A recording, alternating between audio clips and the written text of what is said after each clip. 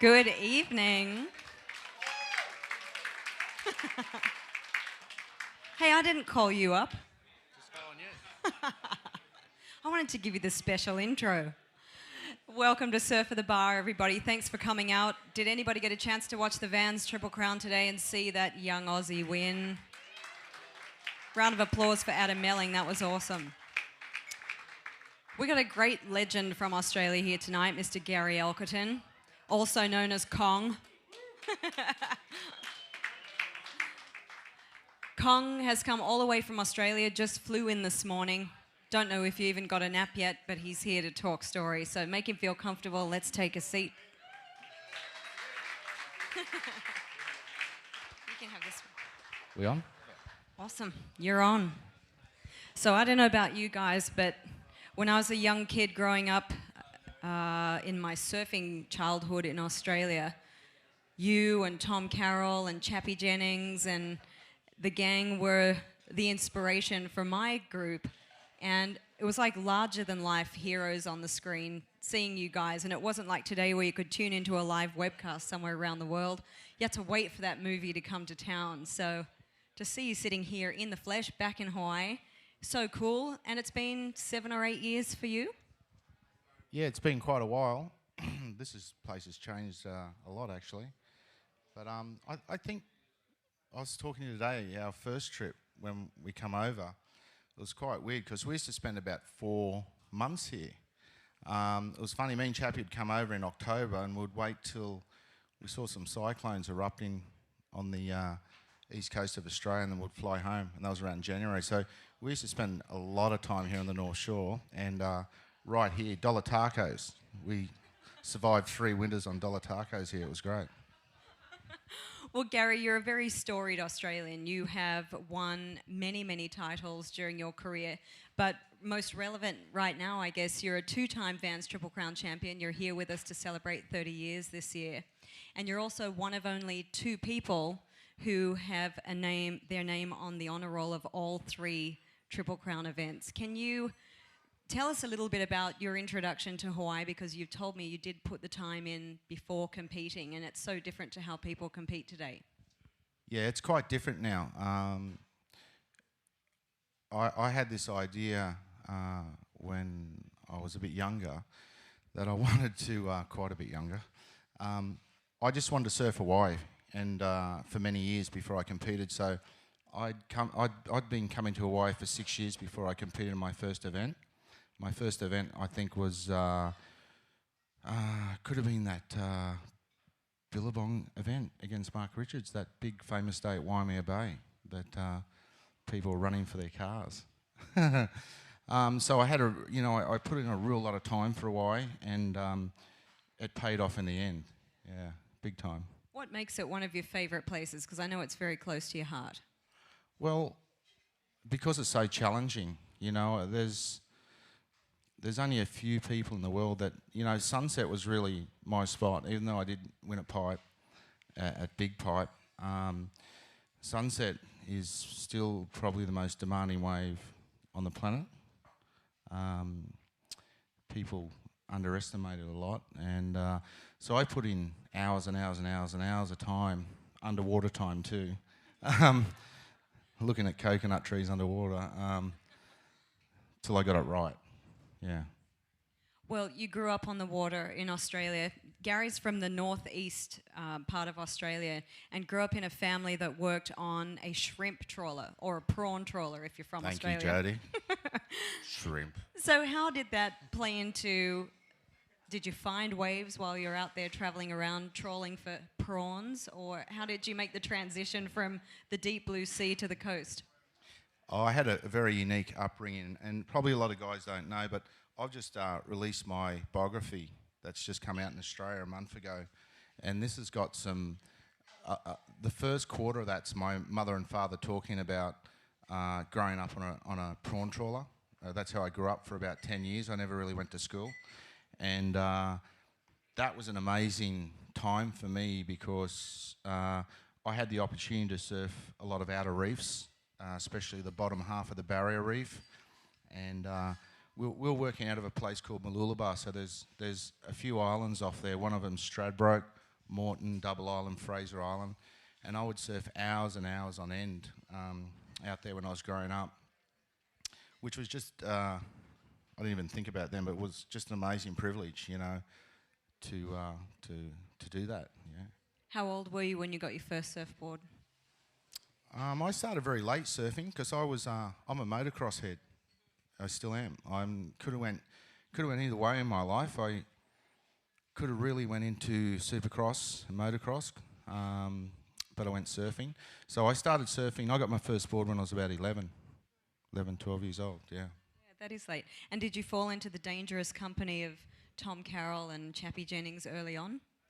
Not really. I met Chappie before Tom. Me and Chappie were mates way before Tom, but I kind of ran into Tom around early 80s, around the pro junior days.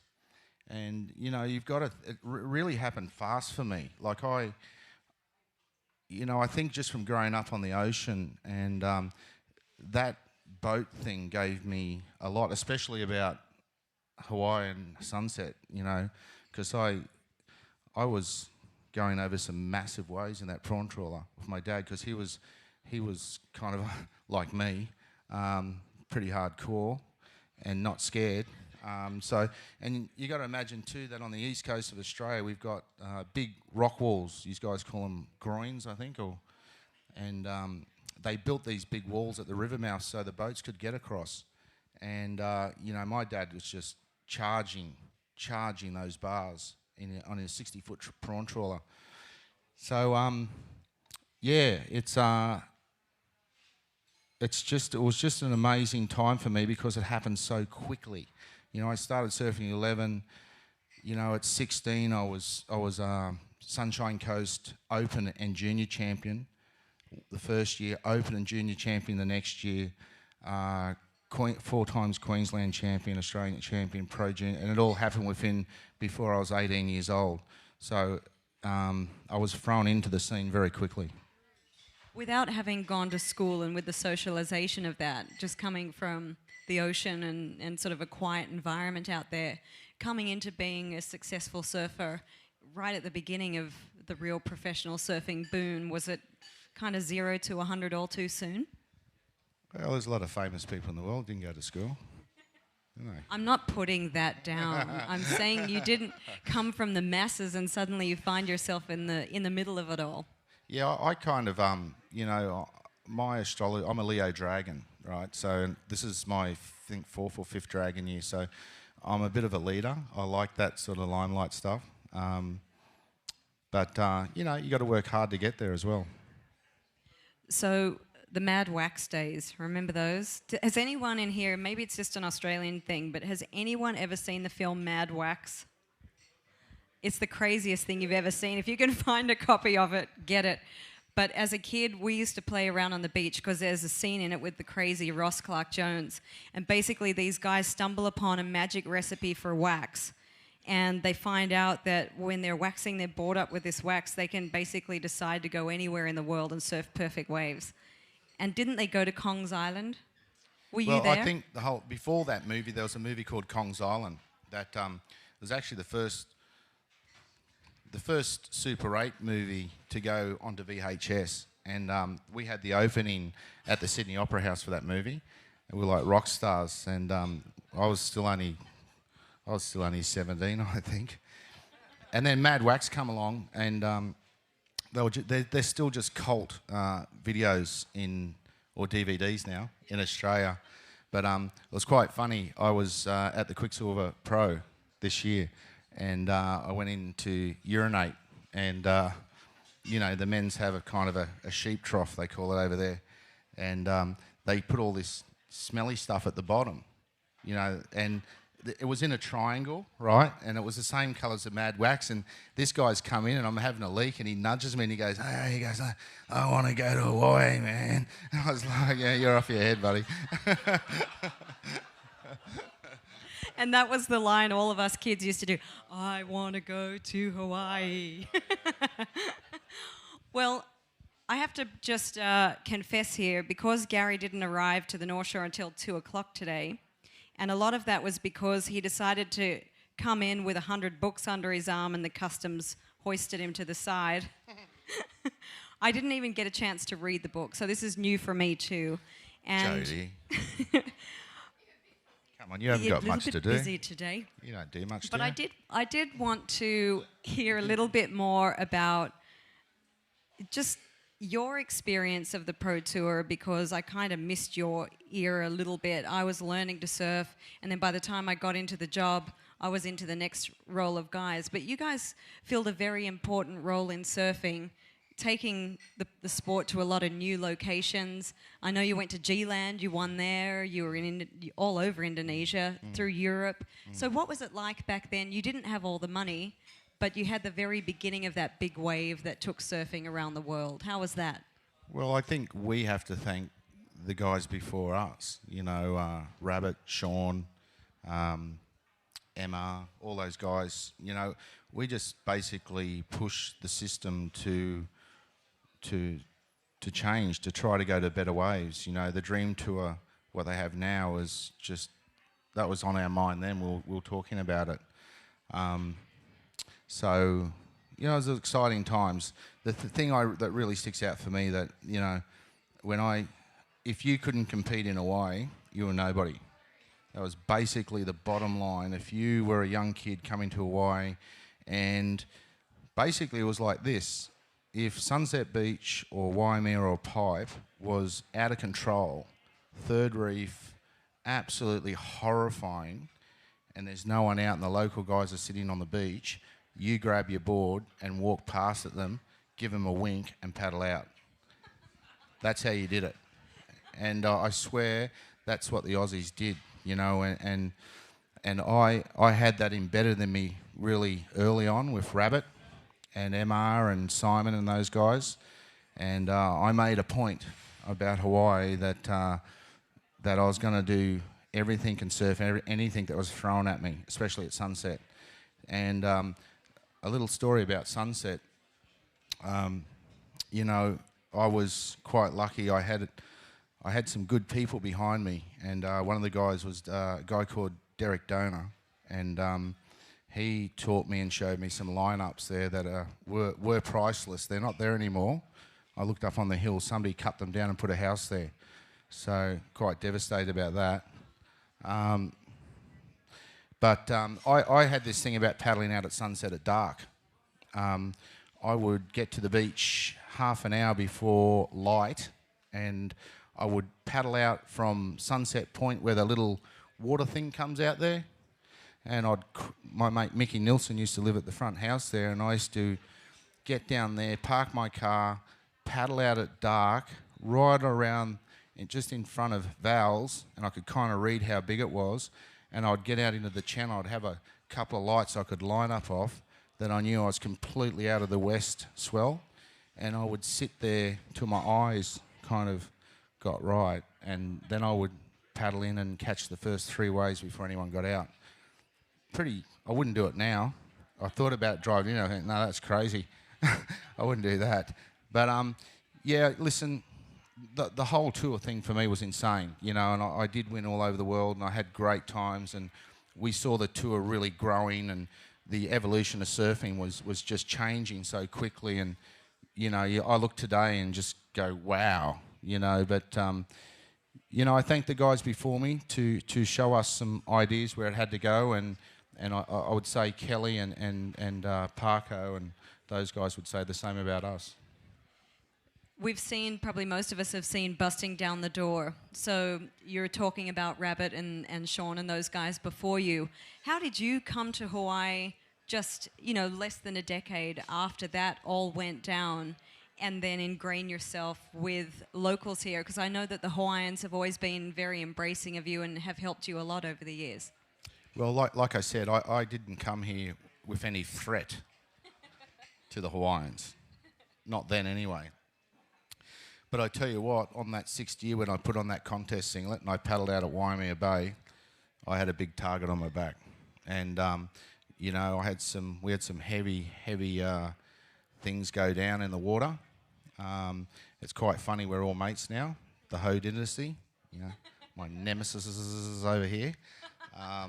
But you know, great bunch of blokes. But, you know, that's what it was back then. I mean, it's complete competition. I mean, we didn't go around patting each other on the back or sitting in the contest area buying each other drinks. You'd probably get a smack in the mouth, something like that, you know.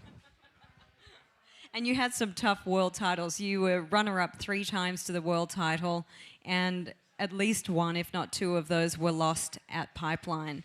There's actually a shot that's in here, and as you say, you and the hose are great friends now, but you were actually rivals with Derek one year for the title. So how did it play out, and how did you all come back around to being, you know, peers and surfers?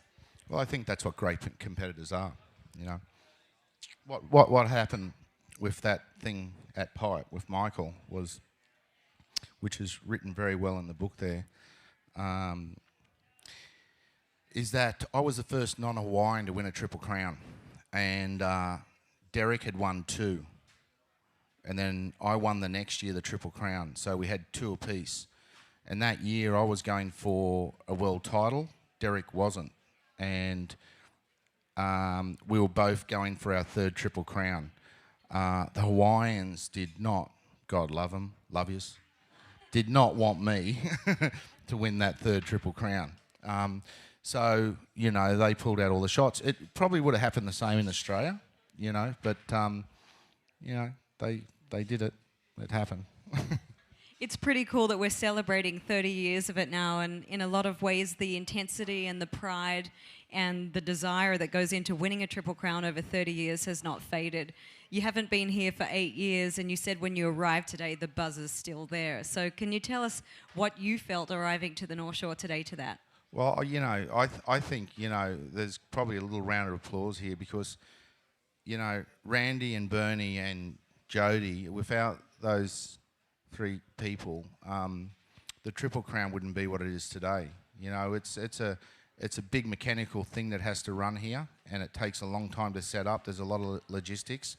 But I actually walked down the beach today as a spectator for the first time in my life.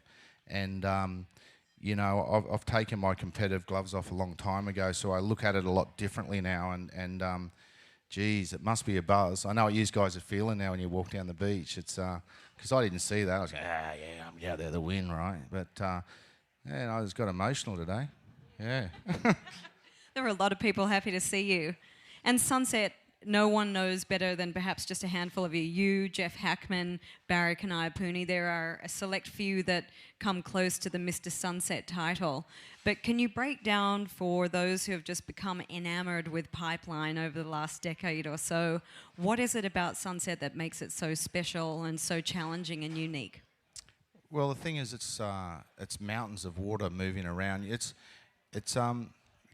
another quick story. It's all about Sunset, though. This book has got a great weave in it, thread they call it, the writers, about Sunset. The whole book, from when I was born to the end. One of the classic stories in that book. My first ever trip to Hawaii. I shouldn't tell you this. Go buy the book. It's in the book. No. I arrived at the airport and you know, Alan Green in Australia went, oh, there's this guy, he's going to pick you up in Hawaii. You know, you'll be right, mate. Just get on the plane. Here's your ticket. And I got on the plane, flew over, and I sat out the front of the airport there for about 4 hours, sitting there. And it sucked. And I didn't know where I was, what I was doing. I was a young kid. And then this car pulls up, and this guy gets out, and I went, wow, that's Jeff Hackman. Wow, Jeff Hackman's picking me up, you know. And so Hackman picked me up, and he drove me out, not through the tunnel. What's that way? Around the east side. Yeah, he took me the long way, bro.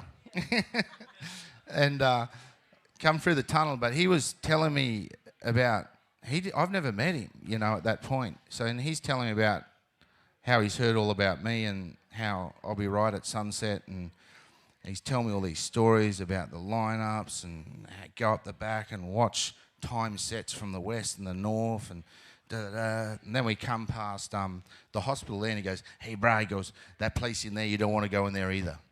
That's the one place you don't want to visit, the North Shore. I've been there, trust me. I ended up going to that hospital, by the way, pretty bad way. And it was at sunset.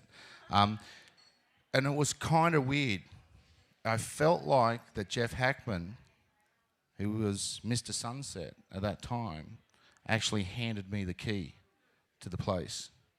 And but what I did learn from that was that sunsets, it's a whole. To get the whole picture of sunset, it's like this.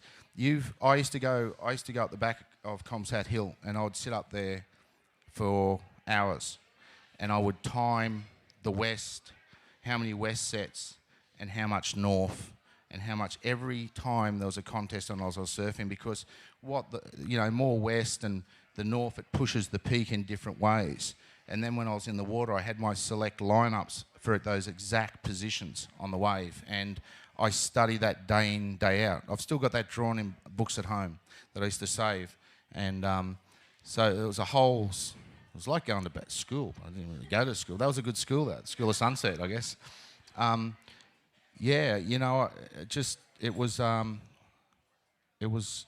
was really fascinating thing that. It was the only wave I ever did that. I didn't really know pipe. It's really nice. Pipe's a great wave, but it's really one spot to take off. This is just such a vast place, and you can get it wrong. If you get it wrong out there when it's big, and it's a north, it's got a lot of west in it, and a bit of north, and it's 12 to 15 foot Hawaiian style, you're going to pay dues. And what about pipe? I mean, they're riding on such different equipment now. I think it's going to blow your mind because you're here for a while. You're going to be watching. So what about pipeline? The way you used to ride it back then, and you watch how they ride it now, how has it evolved, the level of surfing? Oh, listen, the performance and board evolution has changed a lot. It's black and white, and the guys, their technique of taking late drops and cutting their first line has completely changed. I always looked at Rabbit and MR and those guys like they were drawing these lines, and all I tried to do was just to break the line a little bit quicker to make it happen. And, what they're doing now is just phenomenal. I watch pipe every year on Fuel TV at home in the sofa, and that's nice and safe because I can drink a cup of tea and laugh. I can't wait to get down there and see it. And there's swell coming too, we've heard, yeah. Are you planning to surf? Looking at this shot here of you at sunset, did you bring some boards? Are you ready to hit it again? Yeah, I got Pat Rawson, my old Hawaiian shaper buddy, to shape me a couple of big boards. And he's like, "Hey, Kang," he goes, you still surfing a bit, man? Or, what? I went, "Mate, just shape them big and fat so that West Peak doesn't get me." No, but I can't wait to go out and ride a wave at sunset. I'm really buzzing for that, yeah. Well, there's jet skis there now, right? So I got nothing to worry about. Yeah, we didn't have jet skis back then. We had to stick a fin down the back of our pants to save our lives. What about what year did you drop off the tour, and how was it making the transition, having been on there for so long and had such a storied career? How did you take the step away from professional surfing and start a new identity for yourself? It was it's a very difficult thing. Now, not just in surfing, I think in anything, any sport in general. When you do something for so long, that's such a passionate thing that you live and breathe every second of your life. To try and hang the gloves up straight away, it's it's really heavy. I actually was quite lucky because I had a daughter late in life, Luna. And how I got over it is that I was taking her to swim classes where we live near Byron Bay. And, I think we kind of missed something there after that. There was something before that, the World Masters. I'll just go back to the World Masters and come back to that, yeah, because before I went off tour, I won. It was quite funny because I'd lost 3 world titles the first one was by 0.04 of a point. The second one was by Michael, grab me on the shoulder. The third one was by Tom Curran. Anyway, they were very, very close. And I tell you what, after that third loss, it was the most gut-wrenching thing that I've ever been through in my life. But what happened a few years after that, Quicksilver came up with this idea or Oxbow did, and then Quicksilver took over it to the World Masters event. And I won 3 in a row. I won France, then Ireland, and then Makaha, which was insane. It was pumping. And I tell you what, every time I walk down the beach for one of those heats, and they're the same guys that beat me before, I let them know what was going on verbally. Don't worry. There's a lot of verbal action going on in that. But that was really cool to win 3 World Masters titles in a row. That was really cool. Awesome venues too. There was a shot, I'm not sure if we showed it already yet, but for you, this shot of you on the beach, it's a shot of Gary on his knees praying to a sand god. Well, I actually kissed the beach. I did that at every spot. I did it at Makaha, did it in Ireland, and I made sure I surfed in board shorts at every event. In France, I surfed in board shorts in Ireland, and obviously I surfed in board shorts at Makaha.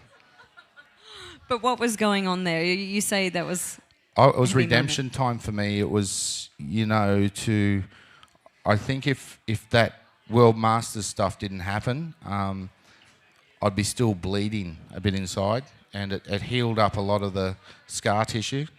And it was fun, it was fun, especially the heats against Tom Curran. Yeah, that guy. Did that make it easier then with that healing process of the Masters to actually take that step? Yeah, and I kind of, it just felt good, it felt like I'd accomplished all my goals that I'd set out to do in surfing. One classic shot there, see, obviously the Pipe Masters helmet, there's not many of those around. I got one in my lounge room. Tell you what, everyone drools about that thing when they come to my house. Especially after a couple of beers. Everyone wants to get a photo of that thing on. But those leis, the leis that we get in Hawaii, that is amazing. Like, I'm getting goosebumps now. Like, hey, you're going to get lead, bro. I'm like, yeah, right. I must have done well in the contest. But I have kept every single one of the leis I've ever won in Hawaii. I smuggled them back into France. Yep. And I kept them. I had them hanging, every single one tagged at each event. And then I smuggled them into this box when I moved from France. I was in France for 27 years. And I moved back to Australia and I packed this container and I made sure that box was in the middle of a 40-foot container. Suck the customs guys. They checked everything else except that box, thank God. I'm going to get buried with those leis. I've still got them. My mum died this year, God bless her, in January, and she went down with half of the pipeline lei because my mum was always here for me in Hawaii, my mum and dad, at every event. And yeah, the leis are amazing. What were you doing in France all those years? Yeah, lovely. And I will tell you, if Randy Rarick were here, I hope he doesn't mind me telling you, but sometimes now, because when you win these days, you have to have a cap and sunglasses on. Did you know that? I'd put that on for $100,000 too right now. Bloody measly $5,000 and a plastic trophy. So we had a sponsor once and they said, no, we don't want any leis because we need the surfers to have the hats and the logos and everything on. We don't want any leis at our event. And Randy took them to task and said, leis are Hawaiian, Triple Crown's Hawaiian, our events have leis. Absolutely. I mean, it's like, that's like coming to Australia and not eating a meat pie. Would throw you out. Out, you're out. No, I mean, listen, it's quite funny. I've got a sort of man cave at my place. It's not a really great-looking garage like Tom Carroll's, but I don't want my garage like Tom Carroll's. Mine's a bit more rough. I got motocross bikes in the corner, fishing rods, and I got all the old trophy memorabilia and the leis. Oh, by the way, I forgot one thing. The other quarter of that pipeline lei, my mum got half, remember? the other quarter of that lei I gave to Joel Parkinson to take to Andy Irons' funeral from me in Kauai to throw out into the centre. So Andy's got a quarter of my lei as well.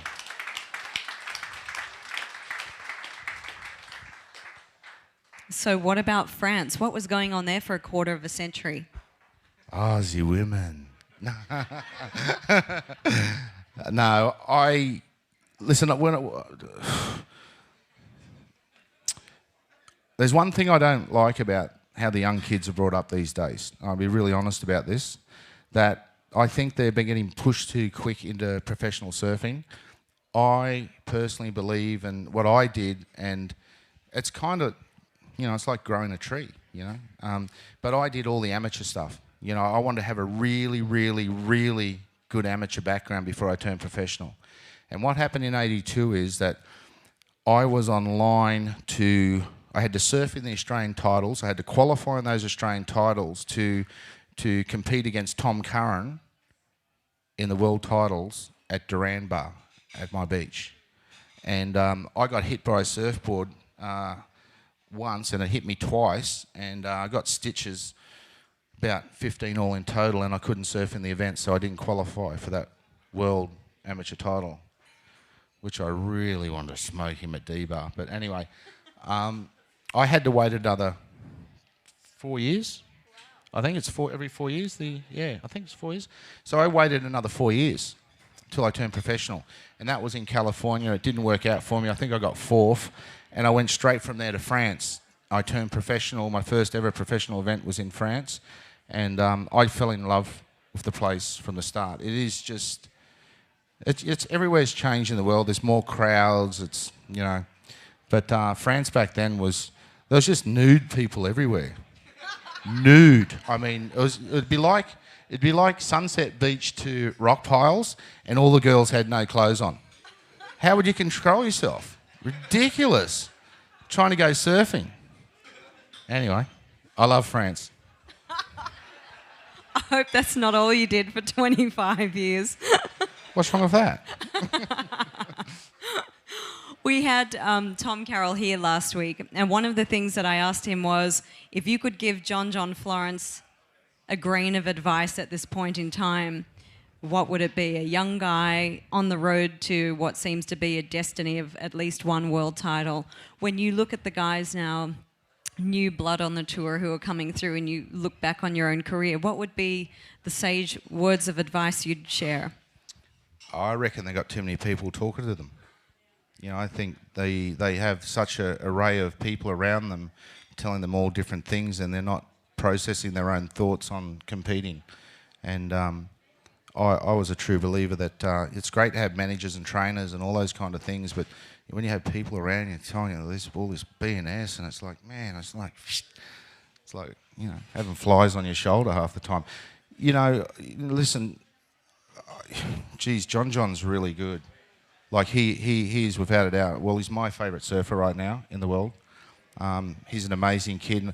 I've seen him when he was in nappies. Probably a lot of people have here too, and he's come a long way very quickly. And he's got a long way to go. The new generation that are there right now are taking it to a whole new level again, and it's very, very quickly from the generation before. It's scary. Really is. And you see the final today, there's Medina and all those other guys. That's the new breed right there. I was surprised. I was like, where is everyone else? Where's my board? Can I ever go at this? You coach one of the top surfers in the world, Bede Durbidge. He's a past Triple Crown champion as well. But you've been involved with him for several years now. How is your relationship? How do you work together and prepare for his tour? Well, I don't do any events with Bede. We just do a lot of hard training and mental training at home and prepare on each event individually. I don't really tell him a lot how to surf. I think, when you're at that level, you know how to surf. You just need take that off. Look at him. He thinks there's a left there. He's tripping. No, he thinks it's a right. It's a left. It's pipe. What, bruh? What? I'm laughing. Look, what are you doing? You idiot. He apologised, but he did buy me a beer, so I don't forgive him. Yeah, I just, when they're at that level and you're in that zone, it's just training and just being, it's a buddy-buddy thing. Who was your favourite surfer to actually compete against on tour? Oh, it would have to be Tom Curran. He's written very, very cleverly into that book. We had a lot of fierce battles, and he's one of those rare individuals that I don't know why waves just seem to come to him, especially with 30 seconds to go. And I mean, we kind of, people try to compare Kelly with, but nah. Tom Curran had it bucket loads over Kelly. And no disrespect to Kelly, but Tom was a very MP-ish anyone know Michael Peterson? He's that MP sort of guy, just very elusive. When you were out in the lineup with him, because that's a place none of us get to go and see what it's like close up out there. When you were out in the lineup with Tom Curran, was he as mystical and connected as he appeared to be from where we all stood? I didn't give a shit about him. Nothing else mattered to me but winning. Cutting throats, punching elbows, didn't matter. Whichever way he could get it. No, I didn't get caught up in his thing. I was the sort of person, when I competed, I stayed away from the contest site. You might have seen that. I just, especially over here and anywhere in the world, I would sit down the beach and I'd just really, I just lived in this bubble. I just didn't want other competitors in it. And because, they're taking my livelihood, my money, my fame. And so I didn't like that. I'm quite... It amazes me now that man, I see the guys in the contest now and they're all patting each other on the back and buying themselves coffees. Each other's coffees. I just go, what is going on here? Is this a contest or is it matchmaking in heaven? Bloody hell. Who was your most inspirational person to be around? Because I know you did travel with people from time to time early on in your career. Was there somebody who you feel just really helped roll it out for you or just gave you the right direction, a mentor? Listen, I'm going to tell you another story, but you need to buy the book. Because this is another one in the book. But I'm gonna tell this, it's Tom Carroll. Tom Carroll's the most amazing friend for me. He did something for me that year that all went down with Michael in the heat before. There was me, Tom, Derek Ho, and Larry Rios. And Tom got the first wave. I think it was a quarter final. Tom got the first wave and he got a 9.7, which he does with his eyes closed, pipe. And he paddled out to me and he said, listen, I'm going to block Larry Rios and I'm going to hold Derek off so you can get through. And he sacrificed that pipe. He would have won that pipe Masters and he sacrificed that for me. And yeah, very inspirational guy for me, Tom. Love him. And how have the pair of you, stayed friends, going forward since those years on tour? What's your relationship with Tom like now? Oh, we're very close. Yeah, we speak on a weekly, daily basis, and still very close. And probably, yeah, it's Damien too a little bit. But listen, Tom and me were very close. We travelled a lot on tour, and we're sponsored by Quicksilver and Rip Curl, and all that stuff. Well, now you've got so many different careers going on, and hopefully some of them are going to lead to us seeing you here more often. But you're teaching swimming to hundreds of kids a month. You've got your coaching and your training going on. You're also doing some hosted travel trips and things. Tell us a little bit about Kong's life nowadays. Well, what happened when I left France? A lot of people thought I grew up in Queensland on the Sunshine Coast, but I was born in Ballina.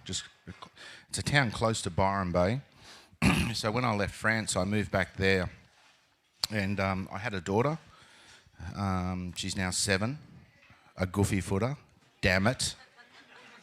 Trying to change her, she won't listen to me. She listens to Tom Carroll. A smart girl. Anyway, when she was a bit younger, about 5 years ago, my wife was taking her to a swim school, and I just thought it was crap. I just didn't tweak on how they were teaching the kids. You know, it was really, they weren't getting it right, and I just gave up on it and let my wife take it. And she got a thing called Ross River fever, which you get it from a mosquito bite, and it's pretty bad. It lays you down for a long time.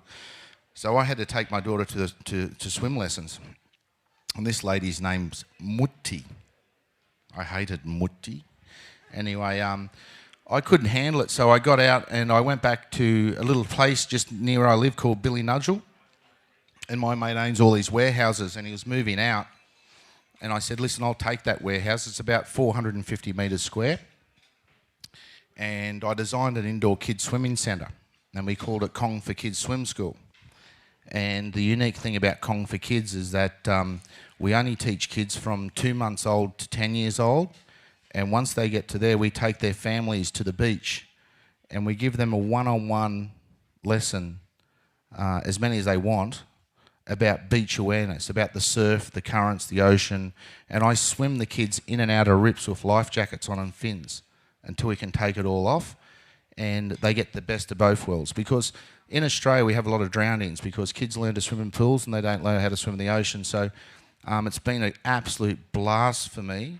We do about 300 kids a week. I teach 190 kids myself, and it's just been great. I've seen the whole kids from 2 years old now to doing 50 metres to at the beach and now surfing. You know, that's just been fantastic.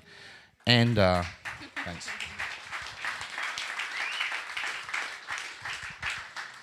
And that's where I was leading to before, because how I got to hang up the gloves was that. You know, I got fired from the surfing world very quickly, because that's what happens. When you're not selling their T-shirts anymore, they will fire you in your sleep. Then you want to stab them to death. Literally. Personally. No. So it's pretty tough. So, you know, and I tell you what, that was a shock. You know, that was a shock because, you know, like, you're getting a paycheck every month to go surfing. And back then, surfing was fun. We were like rock stars, weren't we? You know, there's no coaches, trainers, there's no internet, there's no mobile phones, safe sex. It was just great. The world was pumping. Petrol was cheap. I got thrown into this world of teaching kids a responsibility that's just at the top of everything. 300 kids, 600 parents. Whinging parents. My kid can do it. Yes, he can. Johnny's good. No, he's not. Yes, he is. Like, oh my God. So I went from this unreal life over here to over here, and I learned a lot. You know, I learned that I should have stayed on tour another 10 years. So I learnt very quickly. Yeah, it was just a great learning curve. But from that, what happened was with the book is that, and I kind of went out of the surfing scene. You know, I sort of haven't been to Hawaii, and I just concentrated on that and built that business up. And this book here, it was quite funny, if you could just pass that, Jody. I wanted to get a few, I won't mention any names, because a few people here know, but I want to get a few people. I've asked a few people to write this book. They didn't want to write it for one reason, because it's the truth. This is not like any other surf book you'll ever read. It's got everything in it. And I only ever wanted one person to quote on it, which was Kelly, and that was unbelievable because I was just emailing, please, Kelly, come on, get over it. Okay, I beat you at G-Land. You beat me 45 times. I beat you twice, you know. And still wasn't happy that I beat him twice and he beat me 45 times. You know, imagine that. Fucking hell. So I sent him a last email. I went, listen, mate, it's going to print. We got to get this done. And he sent me we had to give a whole page to him. It's called Battling the Beast. This is very interesting, this little bit here that he wrote about me, but very good as well. So a mate of mine called Pete McGuinness, who grew up in sort of my circle of people on the Gold Coast, a very intelligent guy, decided we would do this. And it's been a 3.5-year project, and it's been on sale in Australia for a bit over a month now, and I've just finished doing book launches all over there. We've got a good problem in Australia with this book. They can't keep the supply up. Very good problem. This is ABC HarperCollins too. It's not self-published. So off the back of the book here, what I'm doing now is there's a website, GaryKongElkerton.com, and what I did, there's a famous cricket player in Australia. His name's Merv Hughes. Loves to drink beer and tell stories, just like me. And I modelled this thing off him. He takes about 20 punters, like VIP punters, to India, and stays in first-class accommodation, goes to the cricket matches, front row seats, blah, blah, blah. I went, right. It's never been done in pro surfing before. So I went and saw a friend of mine who's running the surf travel company. It's been around for many years. They're the logistics of it, and I've set up 3 events for next year. There's Fiji, Tahiti, and Hawaii. Hawaii, for example, working closely, obviously, with Jody on this one. We come and stay here for the whole duration of the back end of Sunset. We get the opening of the Eddie Cow, Sunset, and all the pipeline contest. We go game fishing, we go mountain climbing, we do all the first class stuff. And Tahiti's kind of stay at Moorea at the Hyatt. How terrible. Go game fishing, same thing, jumping out of planes, fishing. And a 35-foot boat picks us up and takes us across to Chofu, and we watch the contest and drink beers and eat food. And in between all that, we get Kelly or Mick or one of the other guys to come over, and we give them a little bit of money under the table. And they get to rub skins with these guys. So that's a new adventure that's filling up very quick for me right now. And yeah, and there's heaps of other stuff on this website. There's pipeline replica boards. There's going to be Kong apparel. There's all sorts of. We got great partners in this book: GoPro, Shimano Fishing, KTM dirt bikes, FCS fins have been a big part of this as well for me. And yeah, I'm back. So we can all join you on Kong's Island. Can we come see you in Australia and do a tour as well? Absolutely. The idea of these tours is that, we're starting with 3, but we're going to build them. We want to have, well, I want to do about 7 if I can. South Africa would be great. Mauritius, game fishing, Kruger Park, wineries, J-Bay, France. Trestles would be a good one. Actually, not Trestles. The owner of Surf Travel wants to do, what's the one called at Huntington Beach? Used to be the OP. It's the US, is it the US Open? US Open, because he wants to do the Fear and Loathing in Las Vegas. So we go to that contest and we all get on a bus and go to Las Vegas for 4 days. Shit. It's going to be great. Who wants to come on that one? You might never come back. Bring a medic. Well, Gary, you are a legend. You've been a feature of our events over the years. We're so proud to have you back as one of our very few, only 13 champions in 30 years we've had with the Triple Crown. And for any of the locals in the room, young kid from Kauai, Sebastian Zeitz, so long as he doesn't go out there and do a headstand, he's probably going to win the Triple Crown this year. So give him a shucker if you see him at Pipe. Yeah, and that's an amazing feat. A guy, man, I got goosebumps just thinking about that. Because I saw it on thing, and he sat on that bike, and he was like, I was actually pissed off. He went, oh, well, I hope I don't fall off it. And he goes, oh, 100 grand would be nice. I was like, fuck, 100 grand, a fucking Harley Davidson. I'd ride around the North Shore in the nude if I won that. Without a helmet. On the helmet. No. Gary, but it's a good thing you were in the 80s, mate. Yeah, no, listen, I've still got all that stuff, but listen, it's an absolute honour to be back here in the North Shore. I'm so stoked. I'm going to paddle out at sunset tomorrow at dark, yep, only because it's going to be 2 foot. And I'm going to be around the Pipe Masters and around all that stuff. And listen, we do have a couple of books at the front there. I will sign them for you. I'm going to have a couple of beers after this.